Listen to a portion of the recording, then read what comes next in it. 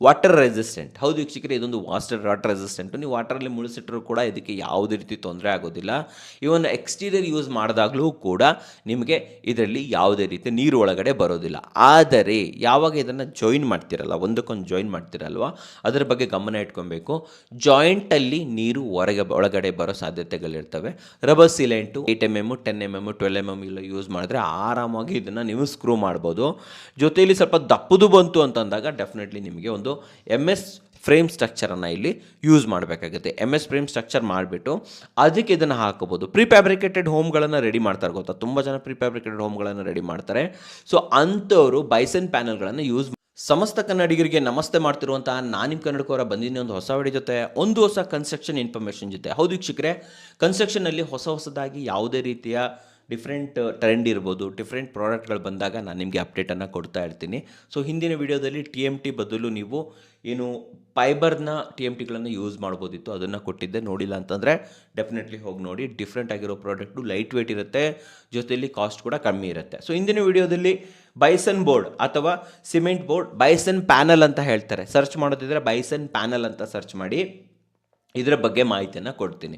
So ಎಲ್ಲೆಲ್ಲಿ use ಮಾಡ್ಬೋದು, ಯಾವ ರೀತಿ ಸ್ಪೆಸಿಫಿಕೇಷನ್ ಇರುತ್ತೆ, ಪ್ರತಿಯೊಂದನ್ನು ಕೂಡ ತಿಳಿಸ್ಕೊಡ್ತೀನಿ. ಓಕೆನಾ. ಸೊ ಮೊದಲನೇದಾಗಿ ಬರುವಂಥದ್ದು ಇದು ಹೇಗೆ ರೆಡಿ ಆಗಿರುತ್ತೆ ವೀಕ್ಷಕರೇ. ಇದು 62% ಸಿಮೆಂಟು, 28% ವುಡ್ ಪೌಡರ್. ಹೌದು ವೀಕ್ಷಕರೇ, ಇದರಲ್ಲಿ ಕೆಲವೊಂದು ಪ್ಯಾನಲ್ಗಳಲ್ಲಿ ನಿಮಗೆ ಇಲ್ಲಿ ಫೈಬರನ್ನು ಕೂಡ ಯೂಸ್ ಮಾಡಿರ್ತಾರೆ. ಸೊ ಸಿಮೆಂಟ್ ವುಡ್ ಫೈಬರ್ನ ಕಾಂಬಿನೇಷನಲ್ಲಿ ರೆಡಿ ಆಗಿರುವಂಥ ಒಂದು ಪ್ಯಾನಲ್ ಅಂತ ಇದನ್ನು ಹೇಳ್ಬೋದು. ಸೊ ಇದರಲ್ಲಿ ನಿಮಗೆ ಬ್ರ್ಯಾಂಡ್ಗಳು, ಅನೇಕ ಬ್ರ್ಯಾಂಡ್ಗಳು ಅವೈಲೇಬಲ್ ಇದೆ. ಕೆಲವೊಂದು ಬ್ರ್ಯಾಂಡ್ ಹೆಸರು ಹೇಳ್ತೀನಿ ಕೇಳಿ. So Vishakha industries, Everest industries, NCL group. Okay, basically ಇದನ್ನು ಫಸ್ಟ್ ಪರಿಚಯ ಮಾಡಿದ್ದು NCL ಗ್ರೂಪೇ. ಸೊ ಜರ್ಮನಿಯ ಬೈಸನ್ ಅಂತ ಒಂದು ಬ್ರ್ಯಾಂಡ್ ಇದೆ. ಸೊ ಆ ಬ್ರ್ಯಾಂಡ್ ಜೊತೆ ಕೊಲಾಬ್ರೇಟ್ ಮಾಡಿಬಿಟ್ಟು ಇವರು ಈ ಥರ ಪ್ಯಾನಲ್ಗಳನ್ನು ಇಂಡಿಯಾದಲ್ಲಿ ಲಾಂಚ್ ಮಾಡಿರುವಂಥದ್ದು. ಅದೇ ಕಾರಣಕ್ಕೆ ಇದಕ್ಕೆ ಬೈಸನ್ ಪ್ಯಾನಲ್ ಅಂತ ಹೆಸರು ಇಲ್ಲಿ ಬಂದಿರುವಂಥದ್ದು ವೀಕ್ಷಕರೇ. ಇನ್ನು ಸೈಜ್ ಅಂತ ಬಂದಾಗ 8x4 ಸ್ಟ್ಯಾಂಡರ್ಡು, 8x4 ರೆಡಿ ಸಿಗುತ್ತೆ. ಬಟ್ ಆದರೆ ನಿಮಗೇನಾದರೂ 6x4 7x4 ಅಥವಾ ಇದಕ್ಕಿಂತ ಜಾಸ್ತಿ 10x4 10x5 ಬೇಕು ಅಂತಂದರೆ ಅಗೇನ್ಸ್ಟ್ ಆರ್ಡರ್ ನೀವು ಆರ್ಡರ್ ಮಾಡಬೇಕಾಗುತ್ತೆ. ಆರ್ಡರ್ಗೆ ತಕ್ಕಾಗಿ ಇವರು ಇದನ್ನು ಡೆಲಿವರಿ ಮಾಡ್ತಾರೆ ವೀಕ್ಷಕರು. ಎಲ್ಲ ಕಂಪ್ನಿಯವರು ಮಾಡಿಕೊಡ್ತಾರೆ, ಬಸ್ ಕಸ್ಟಮೈಸಬಲ್ ಇರುತ್ತೆ. ಬಟ್ ರೆಡಿ ಬೇಕು ಅಂತಂದರೆ 8x4 ರೆಡಿ ಇರುತ್ತೆ. ಇನ್ನು ಥಿಕ್ನೆಸ್ ಅಂತ ಬಂದಾಗ ಅನೇಕ ಥಿಕ್ನೆಸ್ಗಳು ಅವೈಲೇಬಲ್ ಇದೆ. 5mm ಇರ್ಬೋದು, 8mm ಇರ್ಬೋದು, 10mm 12mm 16mm 18mm 20mm 25mm 30mm even 40mm 30mm 40mm ಎಲ್ಲ ನಿಮ್ಮ ಅಗೇನ್ಸ್ಟ್ ಆರ್ಡರ್ ಇರುತ್ತೆ.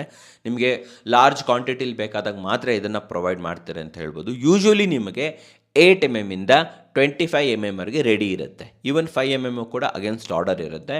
ಸೊ 8 to 25mm ಇದೆಲ್ಲ ದಿಸ್ ಇಸ್ ಸ್ಟ್ಯಾಂಡರ್ಡ್ ವೀಕ್ಷಕರೇ. ಬಟ್ ತುಂಬ ಸೈಜಸ್ಸಲ್ಲಿ ಅವೈಲೇಬಲ್ ಇದೆ. ಇನ್ನು ಫ್ಯೂಚರ್ ಅಂತ ಬಂದಾಗ ಫೀಚರ್ಸ್ ಏನೇನು ಸಿಗುತ್ತೆ ಇದರಲ್ಲಿ. ಸೊ ವೀಕ್ಷಕರು, ಇದ್ರ ಫೀಚರ್ಸ್ ಬಂದುಬಿಟ್ಟು ವಾಟರ್ ರೆಸಿಸ್ಟೆಂಟ್. ಹೌದು ವೀಕ್ಷಕರೇ, ಇದೊಂದು ವಾಟರ್ ರೆಸಿಸ್ಟೆಂಟು. ನೀವು ವಾಟರಲ್ಲಿ ಮುಳುಸಿಟ್ಟರೂ ಕೂಡ ಇದಕ್ಕೆ ಯಾವುದೇ ರೀತಿ ತೊಂದರೆ ಆಗೋದಿಲ್ಲ.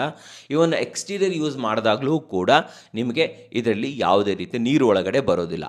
ಆದರೆ ಯಾವಾಗ ಇದನ್ನು ಜಾಯಿನ್ ಮಾಡ್ತಿರಲ್ಲ, ಒಂದಕ್ಕೊಂದು ಜಾಯಿನ್ ಮಾಡ್ತಿರಲ್ವ, ಅದರ ಬಗ್ಗೆ ಗಮನ ಇಟ್ಕೊಬೇಕು. ಜಾಯಿಂಟಲ್ಲಿ ನೀರು ಒಳಗಡೆ ಬರೋ ಸಾಧ್ಯತೆಗಳಿರ್ತವೆ. ರಬ್ಬರ್ ಸೀಲೆಂಟು ಅಥವಾ ಬೇರೆ ಏನಾದರೂ ಅಡೆಸಿವ್ಸನ್ನು ಯೂಸ್ ಮಾಡಿದ್ರೆ ಡೆಫಿನೆಟ್ಲಿ ಅದನ್ನು ಕೂಡ ಅವಾಯ್ಡ್ ಮಾಡ್ಬೋದು. ಸೊ ಇದನ್ನು ಎಕ್ಸ್ಟೀರಿಯರ್ ಇಂಟೀರಿಯರ್ ಎಲ್ಲಿ ಬೇಕಾದರೆ ಯೂಸ್ ಮಾಡ್ಕೋಬೋದು. ಜೊತೆಯಲ್ಲಿ ಇದು ಫೈರ್ ರೆಸಿಸ್ಟೆಂಟು, ಯಾವುದೇ ರೀತಿಯ ಬೆಂಕಿ ಅವಘಡಗಳು ಇದರಿಂದ ಸಂಭವಿಸೋದಿಲ್ಲ. Completely fire resistant. ಜೊತೆಯಲ್ಲಿ ಟರ್ಮೈಟ್ ರೆಸಿಸ್ಟೆಂಟ್ಸ್ ಕೂಡ ಹೌದು. ಹುಳ ಬರೋದಾಗಲಿ, ಹಾಳಾಗೋದಾಗಲಿ, ಗೆದ್ಲು ಹಿಡಿಯೋದಾಗಲಿ ಏನು ಇದಕ್ಕೆ ಆಗೋದಿಲ್ಲ ವೀಕ್ಷಕರೇ. ಒಂದು ಒಳ್ಳೆ ಬೋರ್ಡ್ ಅಂತ ಹೇಳ್ಬೋದು. ಲೋಡ್ ಬೇರಿಂಗ್ ಕೆಪಾಸಿಟಿ, ಇದಕ್ಕೆ ಲೋಡ್ ಬೇರಿಂಗ್ ಕೆಪಾಸಿಟಿ ಎಷ್ಟಿದೆ? 1250 ಇಂದ 1300 kg ಪರ್ ಕ್ಯೂಬಿಕ್ ಮೀಟರ್ ಇದರ ಲೋಡ್ ಬೇರಿಂಗ್ ಕೆಪಾಸಿಟಿ, ಇದರ ಕೆಪಾಸಿಟಿ ಅಂತ ಹೇಳ್ಬೋದು. ಯಾರಿಗೆ ಟೆಕ್ನಿಕಲಿ ಗೊತ್ತು ಅವರು ಇದನ್ನು ತಿಳ್ಕೊಬೋದು. ಸೊ ಹಾಗಾದರೆ ಇದನ್ನು ಎಲ್ಲೆಲ್ಲಿ ಯೂಸ್ ಮಾಡ್ಬೋದು? ಎಲ್ಲಿ ಬೇಕಾದರೆ ಯೂಸ್ ಮಾಡ್ಬೋದು ಇದನ್ನು. ಫಾಲ್ ಸೀಲಿಂಗ್ ಇರ್ಬೋದು, ಪಾರ್ಟಿಷನ್ಸ್ ವಾಲ್ಸ್ ಇರ್ಬೋದು, ಲಿಫ್ಟ್ ಶಾಫ್ಟ್ಸ್ ಇರ್ಬೋದು, ಪಸಾಡ್ಸಲ್ಲಿ ಇರ್ಬೋದು, ಎಲ್ಲ ಕಡೆ ಯೂಶ್ವಲಿ ಪಸಾಡ್ಸಲ್ಲಿ ಎಲ್ಲ ಜಾಸ್ತಿ ಯೂಸ್ ಮಾಡ್ತಾರೆ. And as a wall panel ಆಗಿ ಕೂಡ ಇದನ್ನು ವಿತ್ MS ಸ್ಟ್ರಕ್ಚರ್ ನೀವು ಇದನ್ನು ಯೂಸ್ ಮಾಡ್ಬೋದು ವೀಕ್ಷಕರೇ. ಆ್ಯಂಡ್ ಇದಕ್ಕೆ ನೀವು ಪೇಂಟು ಮಾಡ್ಬೋದು, ಪುಟ್ಟಿನೂ ಮಾಡ್ಬೋದು. ಓಕೆನಾ.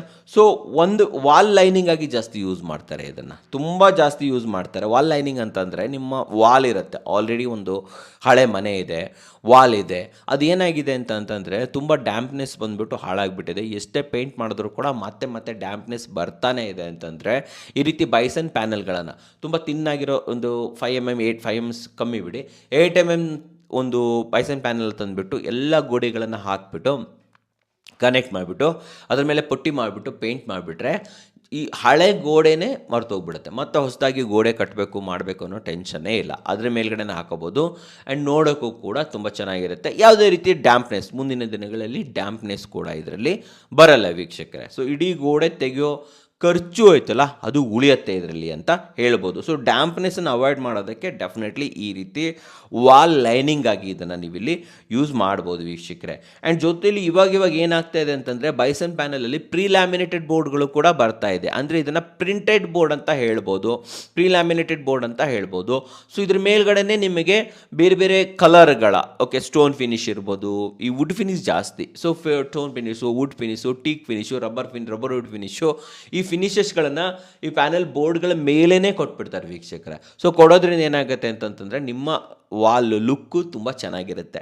ಆ್ಯಂಡ್ ಇದನ್ನು ವಾಲ್ಗಷ್ಟೇ ಅಲ್ಲ, ನೀವು ಕಿಚನ್ ಕ್ಯಾಬಿನೆಟ್ಸ್ ಇರ್ಬೋದು, ವಾರ್ಡ್ರೋಬ್ ಮಾಡೋದಕ್ಕಿರ್ಬೋದು, ಪ್ರತಿಯೊಂದಕ್ಕೂ ಕೂಡ ಇದನ್ನು ಯೂಸ್ ಮಾಡ್ಬೋದು ವೀಕ್ಷಕರೇ. ಸೊ ಇದ್ರ ಪ್ರೀ ಲ್ಯಾಮಿನೇಟೆಡ್ ಕೂಡ ಬರ್ತಾ ಇದೆ ಇವಾಗ, ಪೇಂಟ್ ಒಂದೇ ಅಲ್ಲ, ಡ್ಯೂಕೋ ಪೇಂಟ್ ಕೂಡ ಮಾಡ್ಬೋದು. ಡ್ಯೂಕೋ ಪೇಂಟ್ ಮಾಡಿದ್ರೂ ಕೂಡ ನೀವು ಆ್ಯಸ್ ಎ MDF ಥರ, MDF ಬೋರ್ಡ್ ಗೊತ್ತಲ್ಲ ಪ್ರತಿಯೊಬ್ಬರಿಗೂ ಕೂಡ, ಆ್ಯಸ್ ಎ MDF ಬೋರ್ಡ್ ಥರ ಇದನ್ನು ಯೂಸ್ ಮಾಡಿಬಿಟ್ಟು ಅದ್ರ ಮೇಲೆ ಡ್ಯೂಕೋ ಪೇಂಟ್ ಥರ ಇಲ್ಲಿ ಯೂಸ್ ಮಾಡ್ಕೋಬೋದು. ಬಟ್ MDFಗಿಂತ ಎಷ್ಟೋ ಗಟ್ಟಿ, ಎಷ್ಟೋ ಸ್ಟ್ರಾಂಗ್ ಇರುತ್ತೆ, ಲೈಫ್ ಕೂಡ ತುಂಬ ಚೆನ್ನಾಗಿರುತ್ತೆ ಅಂತ ಹೇಳ್ಬೋದು. ಆದರೆ ಇದ್ರದ್ದೊಂದು ನೆಗೆಟಿವ್ ಪಾಯಿಂಟ್ ಇದೆ, ಅದನ್ನು ಕೂಡ ನಾನು ನಿಮ್ಗೆ ಹೇಳಿಬಿಡ್ತೀನಿ.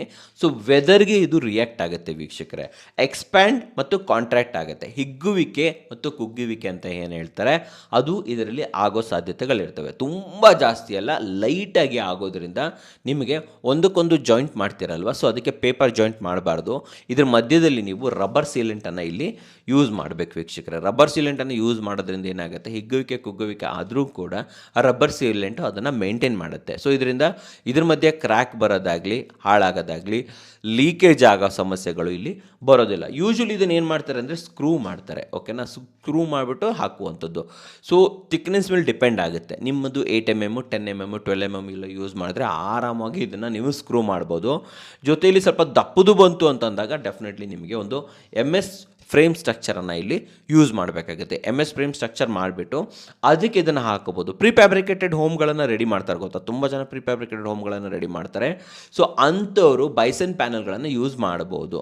ನೀವು ಮಾಮೂಲಿ ಈ ಮೆಟಲ್ ಶೀಟ್ಗಳನ್ನು ಯೂಸ್ ಮಾಡೋ ಬದಲು ಬೈಸನ್ ಪ್ಯಾನಲ್ಗಳನ್ನು ಡೆಫಿನೆಟ್ಲಿ ಯೂಸ್ ಮಾಡ್ಬೋದು. ಆ್ಯಂಡ್ ಇದರ ಎರಡನ್ನು ಜಾಯಿಂಟ್ ಮಾಡೋ ಟೈಮಲ್ಲಿ ಡೆಫಿನೆಟ್ಲಿ ನೀವು ಇಲ್ಲಿ ರಬ್ಬರ್ ಸೀಲೆಂಟನ್ನು ಯೂಸ್ ಮಾಡೋದನ್ನು ಮರಿಬೇಡಿ ವೀಕ್ಷಕರೇ. So multipurpose sheet Bison panel ಅಷ್ಟೇ ಅಲ್ಲ, ಇದನ್ನು ಮಲ್ಟಿಪರ್ಪಸ್ ಶೀಟ್ ಅಂತಲೂ ಕೂಡ ಹೇಳ್ಬೋದು. ಬೇರೆ ಬೇರೆ ಜಾಗದಲ್ಲಿ ನಿಮ್ಮ ಅಗತ್ಯಕ್ಕೆ ತಕ್ಕಾಗಿ ಇದನ್ನು ಯೂಸ್ ಮಾಡ್ಬೋದು ವೀಕ್ಷಕರೇ. ನೆಟ್ಗೆ ಹೋಗ್ಬಿಟ್ಟು ಇಂಟರ್ನೆಟಲ್ಲಿ ನೀವು ಬೈಸನ್ ಪ್ಯಾನಲ್ ಯೂಸಸ್ ಅಂತ ನೀವು ಸರ್ಚ್ ಮಾಡಿ, ನಿಮಗೆ ಗೊತ್ತಾಗುತ್ತೆ ಬೇರೆ ಬೇರೆ ವೀಡಿಯೋಸ್ಗಳು, ತುಂಬ ವೀಡಿಯೋಸ್ಗಳು, ನೂರಾರು ವೀಡಿಯೋಸ್ಗಳು ಬರ್ತವೆ. ನೀವೇ ಚೆಕ್ ಮಾಡ್ಕೋಬೋದು, ನಮಗೆ ತಕ್ಕಾಗೆ ನಮ್ಮ ಯೂಸೇಜ್ಗೆ ಇದು ಇದೆಯಾ, ವರ್ಕ್ ಆಗುತ್ತಾ ನಮಗೆ ಅನ್ನೋದನ್ನು ಕೂಡ ನೀವಿಲ್ಲಿ ಇದನ್ನು ನೋಡ್ಬೋದು ವೀಕ್ಷಕರೇ. ಇದರ ಲೈಫ್ ಬಂದುಬಿಟ್ಟು 20ರಿಂದ 25 ವರ್ಷದ ಲೈಫ್ ಕಂಪ್ನಿ ಕೊಡ್ತಾ ಇರುವಂಥದ್ದು. ಬಟ್ ಆದರೆ ಡೆಫಿನೆಟ್ಲಿ ಇದರಲ್ಲಿ ಅಂಥದ್ದೇನು ಹಾಳಾಗುವಂಥದ್ದು ಏನೂ ಇಲ್ಲದೆ ಇರೋದ್ರಿಂದ ನನ್ನ ಪ್ರಕಾರ ಇನ್ನೂ ಹೆಚ್ಚಿನ 30-40 ವರ್ಷದವರೆಗೂ ಕೂಡ ಇದರ ಲೈಫ್ ಬರುತ್ತೆ ವೀಕ್ಷಕರೇ, ಕೊಳತೇನು ಹೋಗಲ್ಲ ಅಲ್ವಾ.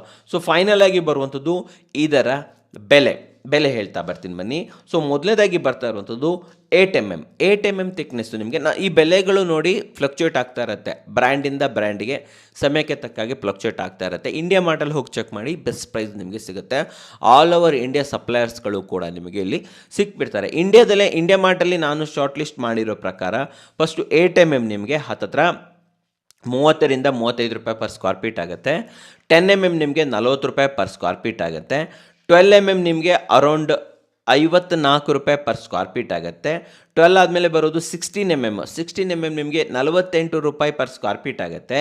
16 ಆದಮೇಲೆ ಬರುವಂಥದ್ದು 18mm ನಿಮಗೆ 53 ರೂಪಾಯಿ ಪರ್ ಸ್ಕ್ವೇರ್ ಫೀಟ್ ಆಗುತ್ತೆ. 18 ಆದಮೇಲೆ 20mm 20 ನಿಮಗೆ 59 ರೂಪಾಯಿ ಪರ್ ಸ್ಕ್ವೇರ್ ಫೀಟ್ ಆಗುತ್ತೆ. ಆ್ಯಂಡ್ ಲಾಸ್ಟಾಗಿ ಬರುವಂಥದ್ದು 25 ನಿಮಗೆ 65ಇಂದ 70 ರೂಪೀಸ್ ಅರೌಂಡಲ್ಲಿ ಬರುವಂಥದ್ದು. ಆ್ಯಂಡ್ ಇದಿಷ್ಟೇ ಅಲ್ಲ, ನಿಮಗೆ 30 40 ಕೂಡ ಅವೈಲೇಬಲ್ ಇದೆ. 30 ನಿಮಗೆ 88ರಿಂದ 90 ರೂಪಾಯಿ.